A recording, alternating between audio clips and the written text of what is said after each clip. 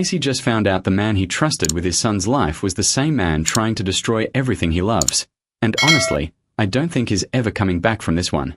Let's talk about what just happened, because this is easily one of the most brutal betrayals we've seen in this entire universe. Tom Weaver wasn't just some greedy land developer sniffing around East Camp. He was playing a long game the entire time, and Casey walked right into it with his eyes wide open. Think about it. This man smiled in Casey's face, acted like a neighbor, acted like someone Casey could actually lean on during the hardest fight of his life, and the whole time he was pulling strings behind the scenes to take everything Casey has ever built. And the worst part? Casey didn't just get played. He handed his own son over to the enemy without even realizing it. How do you come back from that? How do you look your own kid in the eye after realizing you were the reason he ended up in danger in the first place? Now Season 2 is picking up in the middle of all this wreckage, and things are about to get so much worse before they get better. Tate is gone. Taken. And Weaver isn't just holding him for fun. He's using him as leverage, dangling Casey's own son over his head to force his hand on the land war. This isn't a business dispute anymore. This is personal, and it's about to turn violent in ways we haven't seen yet. Casey rejected Weaver's offer. He refused to sell East Camp. So now Weaver is going to make him pay in the one-way guaranteed to break him completely, through his family. And can we talk about the timing of all this? Because right when Casey needed to be laser-focused, right when he needed to trust his instincts more than ever, he was busy falling for Weaver's own daughter, Dolly. The same family that's trying to destroy everything Casey has spent his whole life protecting. Do you really think that relationship survives Season 2? Because I don't. I think the moment Casey realizes exactly who Dolly's father is and what he's capable of, that entire dynamic implodes. This isn't just going to create tension. This is going to shatter whatever trust Casey had left in anyone outside his immediate circle. He's about to become a man who trusts no one. And honestly, can you blame him? Meanwhile, his team isn't doing much better. Callen and Bell walked straight into an ambush after tracing their investigation back to Weaver's men, and it nearly got them both killed. Two of the most loyal people on Casey's side, gunned down in what was supposed to be a routine lead. That's how ruthless Weaver's operation really is. He's not playing games anymore, and neither is the show. The actors themselves have hinted that everyone is going to be, in their words, going through it by the end of the season. That's not a throwaway line. That's a warning. And here's where it gets even heavier: Callen's health. Remember that neck pain he kept brushing off all through Season 1? Turns out that wasn't just stress or exhaustion. It's looking like something much darker, something tied to his time in the military, and it's about to become one of the biggest emotional gut punches of the entire season. Imagine surviving a brutal ambush only to come home and face a fight you can't shoot your way out of. How is that going to affect his relationship with Bell? How is that going to affect his ability to lead when Casey needs him most? Because a broken team can't save Tate. A broken team can't take down Weaver. And right now, this team is more fractured than ever. But let's get back to the real gut-wrenching part of all this: Casey sending Tate straight into danger without even knowing it. That's the kind of mistake that doesn't just hurt once. It's the kind of mistake that haunts a father for the rest of his life. And now Casey has to live with the fact that his own decisions, his own blind trust, are the reason his son is sitting in the hands of a man who sees him as nothing more than a bargaining chip. So the real question heading into Season 2 isn't just whether Casey can save Tate. It's whether Casey can ever forgive himself if he doesn't get there in time. So where does Casey even go from here? Because Season 2 isn't just about rescuing Tate anymore. It's about Casey completely unraveling while trying to hold his family together with both hands tied behind his back. And that's exactly why the next move he makes is so shocking. Weaver doesn't stay put. He takes Tate south, straight into Texas, and that one decision might be about to blow this entire universe wide open. Because here's the thing everyone's been whispering about. Rumor has it Season 2 isn't staying in its own lane.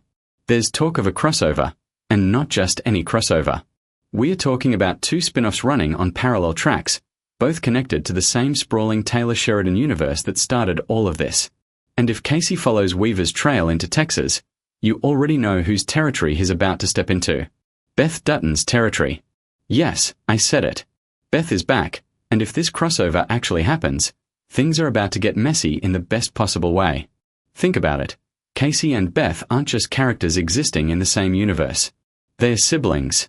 Family that got split apart when their paths diverged and the family legacy shifted in completely different directions. One ended up leading a federal task force, fighting his own war against corruption and betrayal. The other ended up deep in Texas, going head-to-head with rival ranch owners who want nothing more than to see the Duttons fall. Two completely different battles, but here's the twist. What if those battles are about to collide? Because Beth isn't just sitting around either. She and Rip are dealing with their own nightmare, chasing down leads on their missing son Carter. So let that sink in for a second.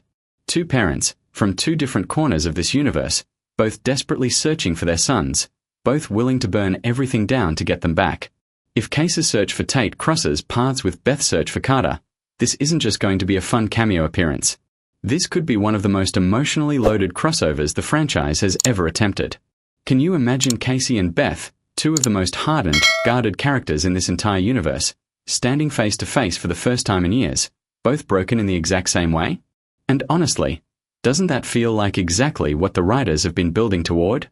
Because think about everything that's happened so far. Case's team ambushed.